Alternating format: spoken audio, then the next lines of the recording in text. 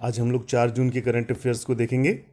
आज का पहला क्वेश्चन है हम लोगों का, कैनरा बैंक के सीएफओ के रूप में किसे नियुक्त किया गया है? तो सीएफओ के रूप में नियुक्त किया गया है एसके मजूमदार को। किसी भी बैंक का सीएफओ होता क्या है? किसी भी बैंक का सीएफओ जो होता है वो चीफ फाइनेंशियल ऑफिसर होता है। वो चीफ फाइनेंशियल ऑफिसर होता है। ठीक है।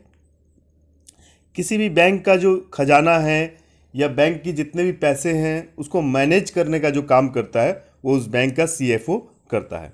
तो कैनरा बैंक का जो सीएफओ अभी बनाया गया है, ये बनाया गया है एसके मजूमदार को। नेक्स्ट क्वेश्चन आज का देखते हैं हम लोग।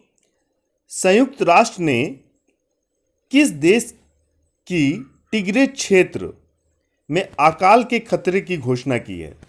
तो ये जो टिग्रे क्षेत्र है ये है इथियोपिया में। अब यहाँ पर हो क्या रहा है, तो यहाँ पर जो सेंट्रल गवर्नमेंट है और जो यहाँ की स्टेट गवर्नमेंट है ना, इथियोपिया का जो टिग्रे की जो मतलब कि स्टेट गवर्नमेंट है और इथियोपिया की सेंट्रल गवर्नमेंट के बीच में युद्ध चल रहा है। ठीक है, उन दोनों के बीच में लड़ाई चल रही है। तो संयुक्त राष्ट्र संघ ने क्या किया है, इसे अकाल यहाँ पर इमरजेंसी लगा दी है। ठीक है, क्योंकि सेंट्रल गवर्नमेंट और स्टेट गवर्नमेंट के बीच में युद्ध चल रहा है, इसके चलते यहाँ पर इमरजेंसी लगा दी गई है। आज का नेक्स्ट क्वेश्चन देखते हैं, 3 नंबर क्वेश्चन। मैग्मा फिनकॉर्प के अध्यक्ष के रूप में किसे नियुक्त किया गया है? तो ये आधार पूनावाला है। मैग्मा फिनकॉर्प है क्या? तो ये एक नॉन बैंकिंग कंपनी है जो क्या करती है, हाउस लोन देती है, व्हीकल लोन देती है, गाड़ी वगैरह खरीदने के लिए जो लोन होते हैं, जो मतलब अधिकतर लोन देने का जो कार्य होता है वो इस कंपनी का है। ठीक है, तो ये मैग्मा फिनकॉर्प के जो अध्यक्ष बनाए गए हैं ये आधार पूनावाले बनाए गए हैं। राष्ट्रीय मानवाधिकार आयोग है ना, नेशनल ह्यूमन राइट्स कमीशन के अध्यक्ष के रूप में किसे नियुक्त किया गया है? तो नेशनल ह्यूमन राइट कमीशन के अध्यक्ष के रूप में नियुक्त किया गया है अरुण कुमार मिश्रा को। ठीक है, अगर किसी के कोई मानव अधिकार का हनन होता है, जैसे जो मेरे पास अधिकार है यदि उसका हनन होता है, ठीक है, जैसे मुझे जो संविधान में मौलिक अधिकार मिले हैं, अगर उन अधिकारों का मेरा हनन होता है तो मैं जाऊंगा राष्ट्रीय मानव अधिकार आयोग के पास, है ना। तो ये मुझे क्या है कि मेरे अधिकार का जो हनन हुआ है और वो उस अधिकार का ये फैसला करेगा कि हाँ सही में हुआ है या नहीं हुआ है। किस आईआईटी संस्था में भारत का पहला स्वदेशी तापमान डाटा लॉगर एमबी टैग विकसित किया है? देखिए, जब विदेशों से वैक्सीन वगैरह आ रही होती है तो उसमें होता क्या है कि विदेश से हम वैक्सीन लेकर आ रहे हैं तो उसे बहुत कम टेम्परेचर पर रखना होता है। तो क्या होता है, कभी कभी टेम्परेचर बढ़ता है, कभी कभी टेम्परेचर घट जाता है यात्रा के दौरान, तो जिससे क्या होती है, वैक्सीन खराब हो जाती है। लेकिन ये जो एमबी टैग है ये क्या करेगा कि हमेशा उसको चेक करता रहेगा कि अभी टेम्परेचर कितना है। टेम्परेचर जैसे ही बढ़ेगा घटेगा ये क्या करेगा, उसे बता देगा, है ना।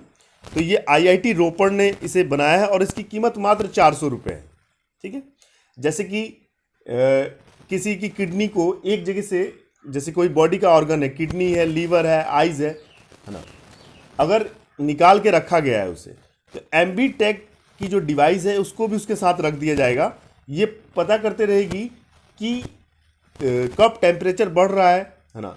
तो बढ़ने से क्या होता है कि वो जो किडनी वगैरह है, लीवर वगैरह है, वो खराब हो जाएंगे ज़्यादा तापमान में, तो उन्हें कम तापमान में रखा जाता है। तो जैसे ही तापमान बढ़ेगा एमबी टैग में क्या है कि अलार्म बजने लगेगा। ओईसीडी, ये एक संस्था है ओईसीडी ने वर्ष 2022 में भारत जीडीपी कितने रहने का अनुमान लगाया? भारत की जीडीपी 2022 में कितनी रहेगी? तो 9.9% भारत की जीडीपी रहेगी 2022 में। CWUR है ना, CWUR ये यूनिवर्सिटी की रैंकिंग निकालती है। तो भारत का जो IIM है, अहमदाबाद में, इसकी रैंकिंग वर्ल्ड में कौन सी है? 415वें नंबर पर है ये, है ना।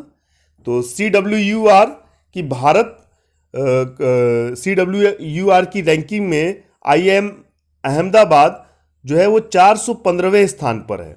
ठीक है, नेक्स्ट क्वेश्चन देखते हैं। आइसलैंड गणराज्य में, आइसलैंड रिपब्लिक में भारत के नए राजदूत के रूप में किसे नियुक्त किया गया? तो ये नियुक्त किया गया है बी श्याम को। भारत के जो नए राजदूत बनाए गए हैं आइसलैंड में, ये बी श्याम को बनाया गया है। किस राज्य के मुख्यमंत्रियों ने सौर आधारित विद्युतीकरण कार्यक्रम शुरू किया? तो सोलर से क्या हुआ कि सोलर जो है कि सोलर की सप्लाई पूरे घरों में दी जाएगी। ये शुरू की है किसने? गोवा ने। गोवा की जो कैपिटल है वो है पणजी, और यहाँ की जो भाषा है वो भाषा है कोंकणी। और एक और बात बता दूं गोवा के बारे में, गोवा जो है भारत का सबसे छोटा समुद्र जो है कि तटीय राज्य है। और दूसरी चीज ये कि गोवा 1961 में जो है कि आपको गोवा को पुर्तगालियों से भारतीय सेना ने ऑपरेशन विजय के तहत छीना था। 1947 में हमारे सभी क्षेत्रों को आज़ादी मिल गई थी, लेकिन फ्रांस ने क्या किया था कि फ्रांस भारत को छोड़ के गया 1954 में, और पुर्तगाली भारत को छोड़ के गए 1961 में। किस राज्य ने मंत्री कर्मियों को वित्तीय सहायता देने की घोषणा की है? तो मंत्री कर्मियों को जो वित्तीय सहायता जो देने की घोषणा की है, ये की है तमिलनाडु ने। संजीत कुमार ने ना एशियाई ASBC एशियाई चैंपियनशिप में 51 किलोग्राम कैटेगरी में कौन सा पदक जीता है? देखिए संजीत कुमार मुक्केबाज हैं, और ये जो मुक्केबाजी का इनका 51 किलोग्राम कैटेगरी में जो इनकी मुक्केबाजी चैंपियनशिप हुई, उसमें इन्होंने स्वर्ण पदक जीता है संजीत कुमार ने। राज्यसभा के सदस्य पद पर किसे नियुक्त किया गया है? तो राज्यसभा का जो सदस्य हाल ही में बनाया गया है, ये बनाया गया है महेश जेठमलानी को। मुंबई टीम के मुख्य कोच के रूप में किसे नियुक्त किया गया? तो मुंबई टीम का जो मुख्य कोच बनाया गया है, जो खिलाड़ियों को ट्रेनिंग देगा, उसको बनाया गया है अमोल मजूमदार को। अफगानिस्तान क्रिकेट बोर्ड की राष्ट्रीय टीम के नए कप्तान पद पर किसे नियुक्त किया गया है? ठीक है, तो अफगानिस्तान क्रिकेट बोर्ड की राष्ट्रीय जो नेशनल टीम है, उसका जो कप्तान बनाया गया है वो बनाया गया हशमतुल्लाह शाहिदी को। हशमतुल्लाह शाहिदी को। नेक्स्ट क्वेश्चन देखते हैं। किस बोर्ड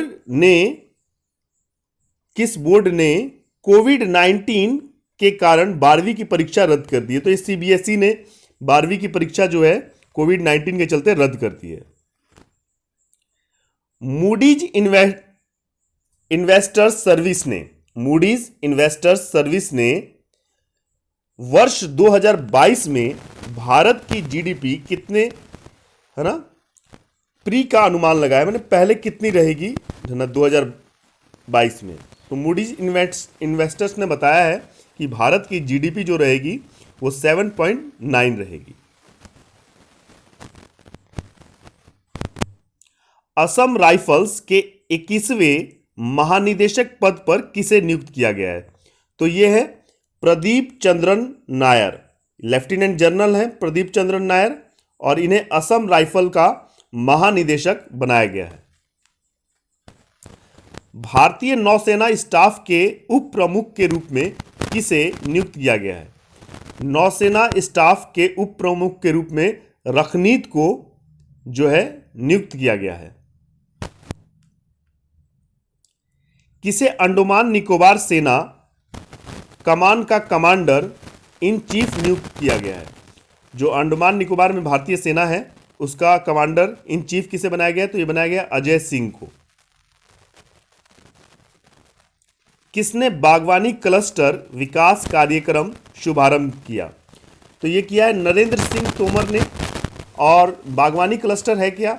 तो भारत क्या करना चाहता है, जो इसका एग्रीकल्चर प्रोडक्शन है, जो कृषि के क्षेत्र के अंतर्गत जो उसका उत्पादन है, वो इतना ज़्यादा इसे बढ़ाना चाहता है कि वो अपने कृषि उत्पादों को विदेशों में बेचे। तो इसके लिए बागवानी क्लस्टर विकास कार्यक्रम का शुभारंभ किया है नरेंद्र सिंह तोमर ने।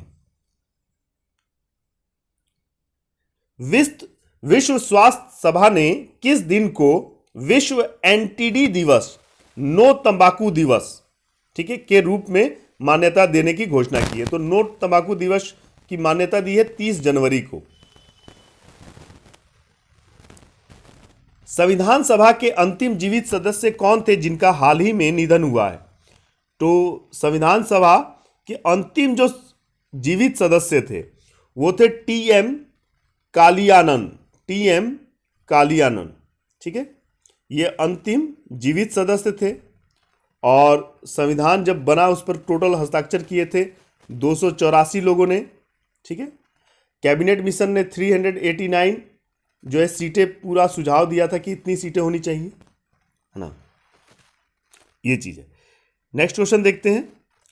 WHO ने भारत में पाए गए कोविड-19 वेरिएंट का नाम क्या रखा है? तो जो भारत में कोविड-19 का वेरिएंट अभी चल रहा है ना, ये बाकी देशों के कोविड-19 के जो कोरोना वायरस है उससे कुछ अलग है। तो इसको जो नाम दिया गया है, ये नाम दिया गया है कप्पा, ठीक है। और नया जो फर्स्ट वेरिएंट पाया गया था वो चाइना में पाया गया था, फिर सेकंड ब्रिटेन में, और तीसरा जो पाया गया है ये वियतनाम में पाया गया है, ठीक है। तो नेक्स्ट है क्वेश्चन। आज के क्वेश्चन यहीं पर समाप्त हो गए और फिर नेक्स्ट हम लोग कल फिर इसी टाइम पर मिलेंगे।